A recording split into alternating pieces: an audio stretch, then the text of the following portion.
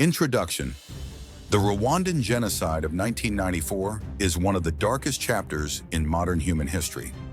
It was a brutal, systematic campaign of mass murder, targeting the Tutsi minority by the Hutu majority. In just 100 days, an estimated 800,000 to 1 million people were killed. This genocide was not an isolated event.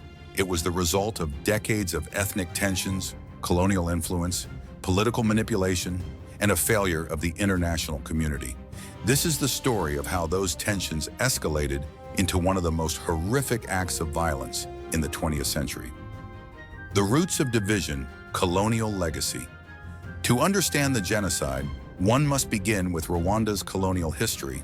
Prior to European colonization, the Tutsi, Hutu, and Twa were more social classes than ethnic groups. The Tutsi were typically cattle herders, the Hutu were primarily farmers, and the Twa were forest dwellers and hunter-gatherers. Social mobility between these groups was possible, and they shared a common language and culture. This changed with the arrival of German and later Belgian colonizers in the late 19th and early 20th centuries. The Belgians introduced identity cards that labeled individuals as Tutsi, Hutu, or Twa, based largely on physical features and perceived social status. They favored the minority Tutsi, considering them more European in appearance and thus superior. Tutsis were given access to education, leadership positions, and administrative control, while the Hutus were marginalized. This favoritism created deep resentment among the Hutu majority. Over time, this resentment was manipulated by politicians and leaders who sought to gain power by fueling ethnic divisions. The winds of change, independence, and rising tensions. After World War II, pressure for independence grew across Africa. Rwanda gained independence from Belgium in 1962. In the lead-up to independence, political power shifted to the Hutu majority. The 1959 Hutu Revolution led to widespread violence against Tutsis, with thousands killed and more than 300,000 fleeing to neighboring countries. The newly independent Rwandan government, led by Hutu leaders such as Gregoire Kayibanda and later Juvenal Habyarimana, institutionalized ethnic discrimination. Tutsis were purged from positions of power, denied access to education, and subjected to periodic massacres. Meanwhile, Tutsi exiles in Uganda and other neighboring countries began organizing rebel movements, the most prominent being the Rwandan Patriotic Front, RPF. The rise of the Rwandan Patriotic Front, RPF. The RPF was formed in 1987 by Tutsi exiles in Uganda. Its leader, Paul Kagame, would later become a central figure in Rwandan history. In 1990, the RPF launched an invasion of Rwanda from Uganda, starting a civil war. Although a ceasefire was reached in 1993 with the Arusha Accords, tensions remained extremely high. Extremist Hutu leaders began to prepare for a potential conflict. They formed militias, notably the Interahamwe, and spread anti-Tutsi propaganda through radio broadcasts and newspapers. Many Hutus were led to believe that the Tutsis were plotting to reclaim dominance and that a preemptive strike was necessary. The spark, assassination of President Habyarimana. On April 6, 1994, a plane carrying President Juvenal Habyarimana was shot down as it approached Kigali Airport. The assassination remains controversial, with both the RPF and Hutu extremists being accused. Regardless of who was responsible, the event served as the catalyst for the genocide. Within hours of the crash, roadblocks were set up across Kigali, and coordinated killings began. Moderate Hutu politicians, Tutsis, and anyone suspected of opposing the Hutu extremist agenda were targeted. The genocide had begun. The genocide unfolds. The killings were shockingly organized and methodical. Ordinary citizens were encouraged or coerced to kill their neighbors. Churches, schools, and hospitals, once places of refuge, became sites of mass murder. Victims were killed with machetes, clubs, and guns. Women and girls were often raped before being killed. Some were deliberately infected with HIV. Radio Télévision Libre des Mille Collines, RTLM, a popular radio station, played a sinister role by broadcasting hate speech, naming Tutsi targets, and inciting Hutus to kill. UN peacekeeping forces were present in Rwanda, but had limited authority and resources.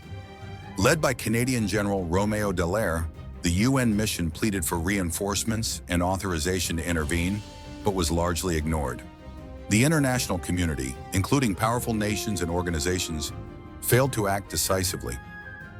International response: silence and shame. The global response to the Rwandan genocide remains one of the most damning examples of international inaction. Despite clear signs of genocide, major world powers avoided the term genocide to escape the legal obligation to intervene under the Genocide Convention. France, which had close ties with the Habyarimana regime, was accused of providing support to the perpetrators. The US, still reeling from the failed intervention in Somalia, was reluctant to get involved. The United Nations reduced its peacekeeping force at the height of the killings. It wasn't until July 1994 that the RPF, led by Paul Kagame, captured Kigali and effectively ended the genocide.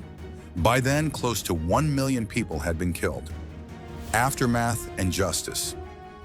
The end of the genocide left Rwanda devastated.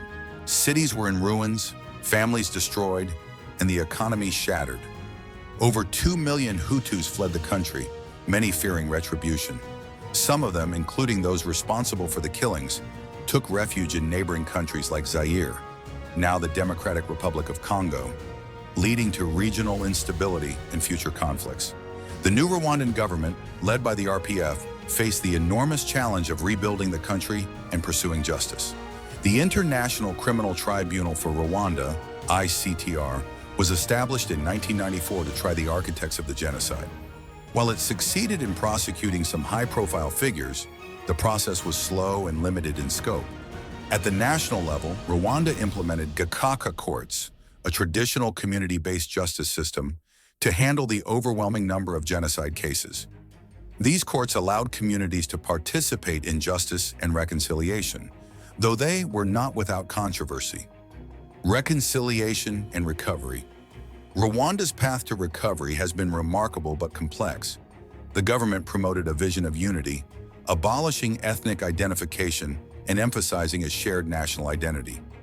Annual commemoration events, public education, and memorials remind the population of the genocide's horrors and the importance of peace. Under Kagame's leadership, Rwanda has made significant economic progress, with improvements in health, education, and infrastructure. Kigali, the capital, is now seen as one of the cleanest and most organized cities in Africa.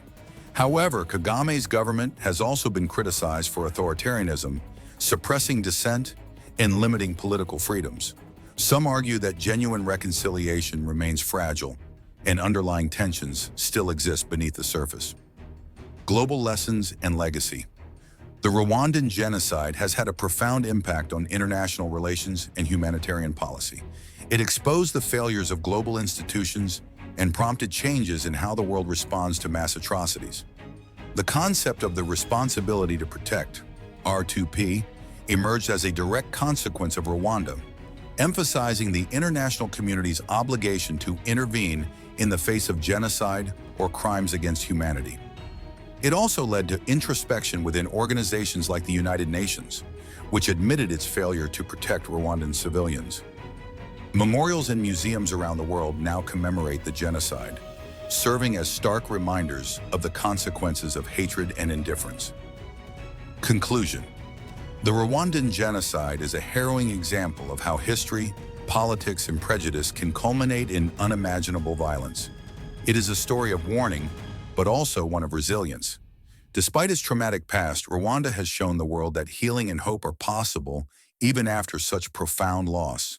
The memory of the genocide is kept alive not to dwell in sorrow, but to educate future generations, prevent recurrence, and honor the victims.